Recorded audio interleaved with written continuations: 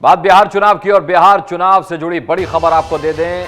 DGP पद छोड़ने वाले गुप्तेश्वर पांडे का सियासी भविष्य अधर में लटक गया है। जी हां, सही सुना आपने। गुप्तेश्वर पांडे इस्तीफा देकर जिस जेडीयू में शामिल हुए थे, उस जेडीयू ने विधानसभा का उम्मीदवार उन्हें नहीं बनाया है। जेडीयू ने सभी उम्मीदवारों की लिस्ट आज जारी की, लेकिन पांडे जी का तो नाम ही नहीं है। असल में गुप्तेश्वर पांडे जिस बक्सर सीट से लड़ना चाह रहे थे, वो सीट बीजेपी के खाते में है।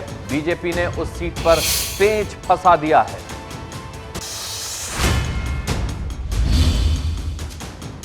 पंकज हमारे साथ इस वक्त जुड़ रहे हैं इस खबर पर। पंकज, ये तो वो वाला हिसाब हो गया, बड़े बेआबरू होकर तेरे कूचे से हम निकले।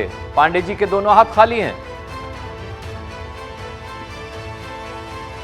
जी हाँ अनुराग, अभी फरवरी महीने में उन्हें रिटायर होना था, यानी 5 महीने का समय था। हम सब जानते हैं कि 2009 में भी चुनाव लड़ना चाहते थे।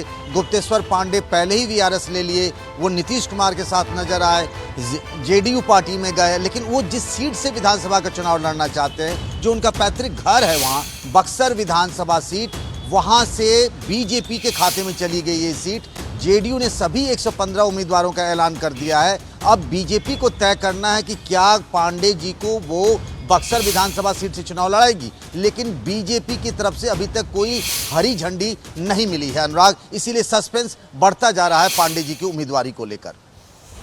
देखिए पंकज, अब आप कह रहे हैं गेंद जो है वो बीजेपी के पाले में है, लेकिन बीजेपी तो परशुराम चतुर्वेदी को टिकट देने का मन बना चुकी है। सूत्रों के हवाले से जिस तरीके की खबर आ रही है, तो फिर पांडे जी का भविष्य क्या होगा?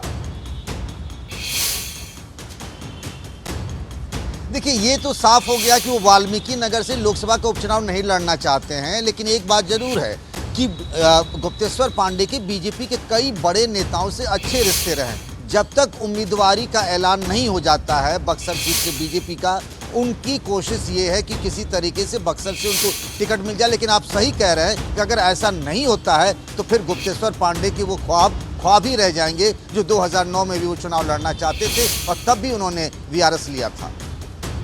चलिए, ये हम सूत्रों के हवाले से बता रहे थे। ये घोषित हो चुका है, बक्सर सीट पर बीजेपी की तरफ से परशुराम को उम्मीदवार बनाया गया है। यानी अब कुल मिलाकर के पांडे जी को सोचना होगा कि उन्हें करना क्या है, क्योंकि जिस तरीके से पंकज जो उनकी पहली बिसात थी वो तो फेल हो गई।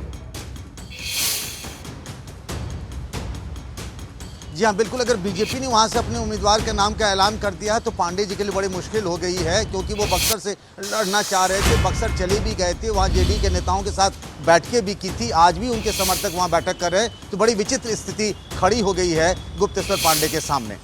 गुप्तेश्वर पांडे के सामने बड़ी विचित्र स्थिति खड़ी हो गई है, और ऐसे में गुप्तेश्वर पांडे का ही अब रिएक्शन का इंतजार है कि वो क्या कहते हैं। क्योंकि जब उन्होंने डीजीपी पद से इस्तीफा दिया था, वीआरएस लिया था, तब उन्होंने साफ तौर पर अपने पत्ते नहीं खोले थे। जाहिर सी बात है कि बाकायदा वो डील कर रहे होंगे, लेकिन उनकी ये डील भी फेल हो गई। अब ये बात साफ हो चुकी है।